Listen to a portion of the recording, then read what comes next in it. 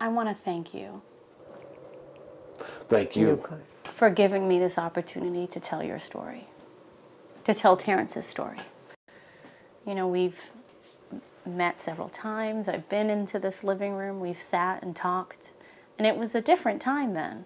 Yeah. Yes. You know, you were in a different space. I remember, Mr. Sterling, when I first came, and we spoke at the doorway, and you said, my priority is my wife and my daughter. Right.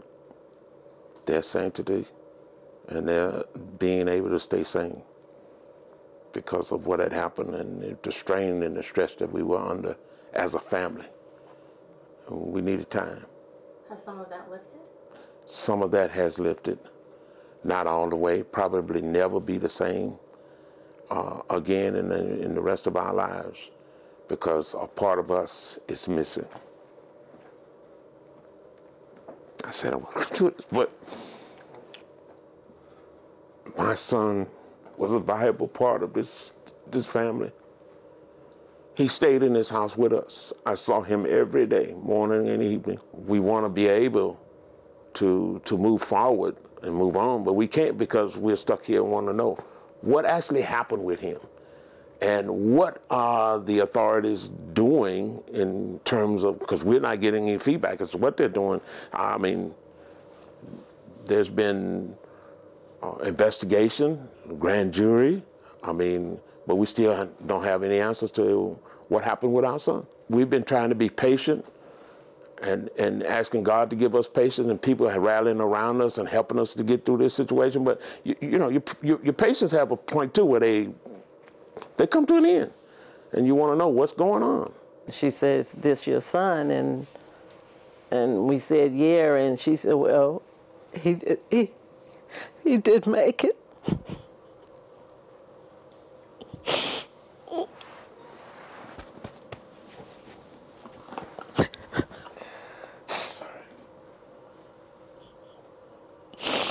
One of the hardest things I ever did in my life was to sit down and have to plan a funeral for a son that was 31 years old. We sat down as a family, had a dinner a week before my son died, having a good time, laughing and talking about how things were going for us and what we're going to do, what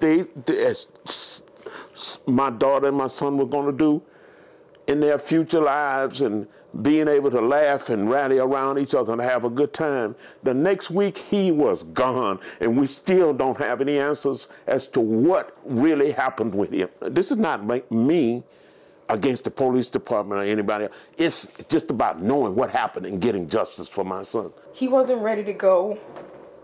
Someone decided to take him.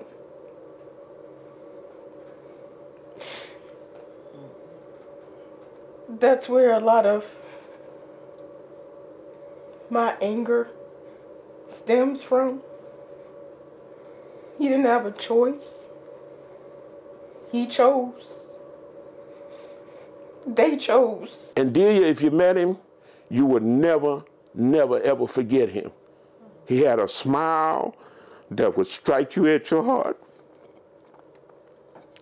And if he had to and you needed it, he would give you the shirt off his back.